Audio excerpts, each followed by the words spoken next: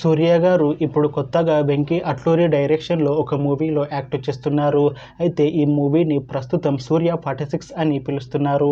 అయితే సూర్య గారు ఈ మూవీకి ముందు లాస్ట్ యాక్ట్ చేసిన మూవీ రెట్రో.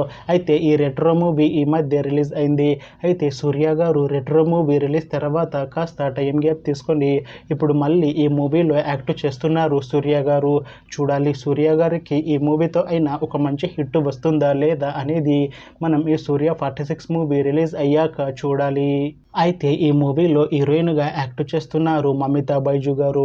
అయితే మమితా బైజు గారు ఈ మూవీకి ముందు లాస్ట్ యాక్ట్ చేసిన మూవీ ప్రేమలు. అయితే ప్రేమలు మూవీ రిలీజ్ అయ్యి 1 ఇయర్ అయిపోయింది.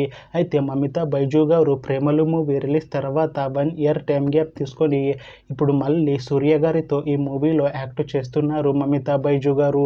చూడాలి మమితా బైజు గారికి ఈ మూవీతో కూడా ఒక మంచి హిట్ వస్తుందా లేదా అనేది మనం ఈ మూవీ రిలీజ్ అయ్యాక చూడాలి. అయితే ఈ మూవీ టీం రెగ్యులర్ షూటింగ్ ఈ మధ్య ప్రారంభించింది. అయితే ఈ మూవీని 2026లో రిలీజ్ చేసేలా ప్లాన్ చేశారు మూవీ టీం.